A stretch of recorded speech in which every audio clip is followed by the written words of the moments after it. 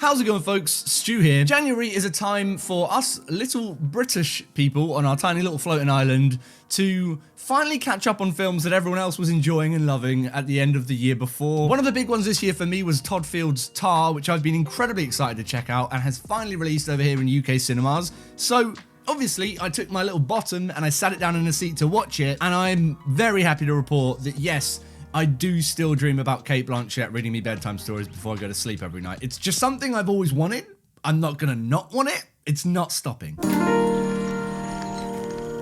So TÁR is the latest film from Todd Field, a director whose films I've never seen before. This is my first time watching a Todd Field piece of work. I believe this is his first film directed since 2006, would you believe it? The film is a dramatic sort of character study on the fictional character of Lydia TÁR, who in the world of the film is an acclaimed, perhaps the most acclaimed classical music composer slash conductor, and she is going about attempting probably the biggest thing in her career up to this point, which is recording Mahler's Fifth Symphony. And my God, guys, this film, where to even start with a film like this? There's so much to talk about, so much good stuff happening within the film here. I was immediately so struck by just how confident Todd Field here is as a filmmaker in letting scenes play out for exactly as long as they need to. It's a very difficult talent to get right, I think, as filmmakers, because often we get very long films which feel like they could have been trimmed down a bit, that feel like they have scenes that are just fleshed out for the sake of being fleshed out. Never a fun feeling to get in a film where you're just like, can we just get things moving along here? But every single scene of TÁR feels like it's allowed the space it needs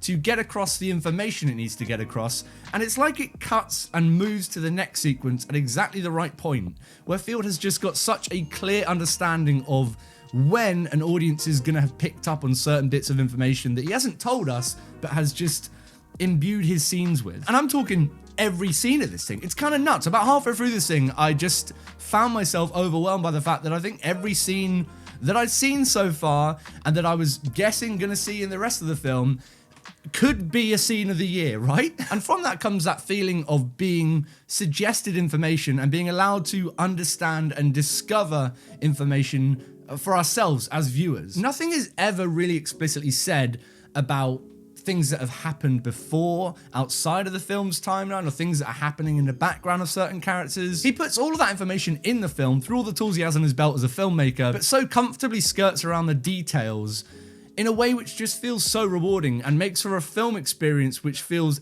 constantly evolving and constantly surprising. Todd Field isn't so much interested in the fact that things are being put into place and puzzle pieces are evolving throughout the film, so much as he is using that to tell a more fleshed out dramatic picture of a character. And that character is just so wholly captivating and engrossing and so rich and layered that I was never bored watching her on screen. A lot of that comes down to Cate Blanchett's performance, which you've probably heard a lot about at this point. I'm here to say everyone was right. She's just stunning in the film. Her performance is one which constantly evolves as well and is constantly chipped at, constantly peeled back layers from. And it's also a performance which holds a lot of mystery and I suppose secrecy to it, with pieces that never fully truly illuminate or make sense until the end of the film. The full 2.5 hours is pretty much exclusively just TÁR, Lydia TÁR, let's see what Cate Blanchett can do here, which makes it all the more miraculous that every single fully realized scene seems to just add more onto this character, add more onto this performance, and seems to just better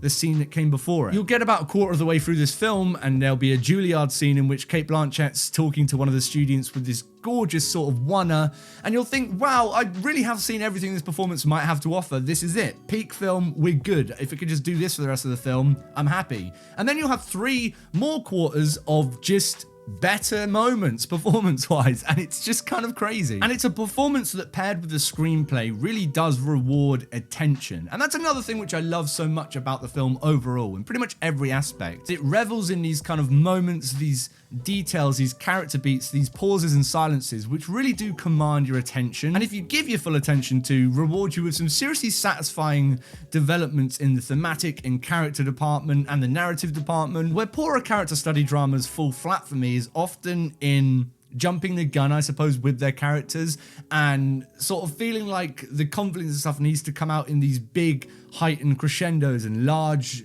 dramatic moments. That can often work for films, but I love that Field never loses sight of the fact that the things he's exploring here with the character and with the themes work best when they're sort of allowed to subtly unravel themselves in the background. It's consistent in that front, and I think is what makes for such an effective slow burn, and what makes it so gripping even if we're just watching Lydia Tarr sit down for dinner with someone. And there are a lot of specific sort of themes and dynamics that the film's exploring here, and every single one of those feels like it gets enough attention. And another result of having details sort of suggested to you in the background is that you can sort of thread in and out whatever theme you kind of want to as a viewer, which makes for one of those films where I guess every single person in an audience could have a different take on what's happening, or I suppose a different take on what's happening means. That can be a little frustrating for people, and I feel like in 2023, in this kind of Twitter social media sphere that we're all in, it can often be quite easy to want to attach to certain readings of films and attack films for that. So I've no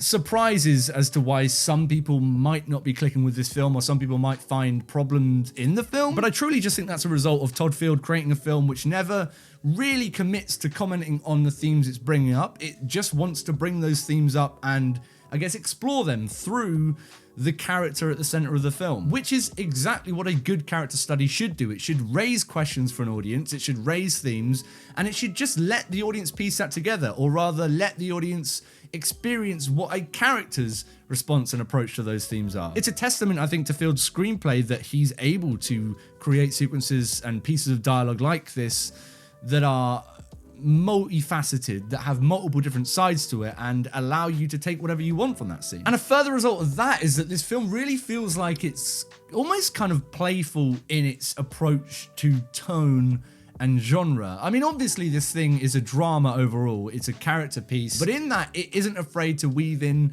these sort of mystery elements. There's tragic moments, there's a lot of comedy in the film. It's got a really sort of wicked sense of humor, which I really appreciate, and I think really complements the drama that we're seeing unfold on screen here. But there's also some quite tense moments where it almost threatens to go into this sort of ghost story horror avenue. I mean, there are ghosts in this film, which I noticed on this watch, which are just hiding around in the background. So I think if you were really trying to hone in on that side of things, you could make an argument for this being much more of a thriller than a drama in certain respects, which is awesome. It feels like every switch it makes tonally in the film is fluid enough to feel natural. And that's one thing that I really truly appreciate about this film. Everything feels natural, which is a supreme talent for a film which is so meticulously constructed as this. It really reminds me a lot, in a very strange way, of some of the latter half of someone like PTA's career, with films like Phantom Thread or The Master. And obviously this is a completely different film really to any of those, and I'm not suggesting for a second that Todd Field is just Paul Thomas Anderson, but there's quite a few moments where I just felt that same feeling of making something meticulous feel so effortlessly natural, and being comfortable in letting the film feel and play out the way it needs to play out in a slow burn sense. But honestly, it does feel slightly wrong to try and compare this to other filmmakers and other pieces of cinema we've seen before, because one of the other reasons this film felt so effective is that it is a very unique film. For all of the reasons I've just thrown at you and more, it just feels like a film which is doing its own thing, doing it exactly how it needs to, and just sitting on its own within all the films that are coming out. There's so many parts of this film which are just fantastic, and I just love the fact that after, 17 years, Todd Field just pops back up and is like, hey, this is how you do it again. See ya. But what about you guys? Have you seen TÁR? Have you caught it? Are you excited to check it out? Let me know what you thought in the comments down below. I imagine there's going to be different opinions on different aspects of this film, so the discussion for this one I think is going to be very interesting to see. So yeah, lob your comments down below, we'll have a little chat. But obviously, if you enjoyed this video and you want to see me talk about more shit, go ahead and click subscribe, buttons down there for that, as well as my socials, link for my Letterboxd, also a 30-day free trial code for MUBI. That sounds fun, Stu. Yep, it's all down there in the description. I'll see you guys for some more thoughts on more films, but until next time, listen, Cate Blanchett reading me bedtime stories, can she also just, I don't know, shout at me a lot?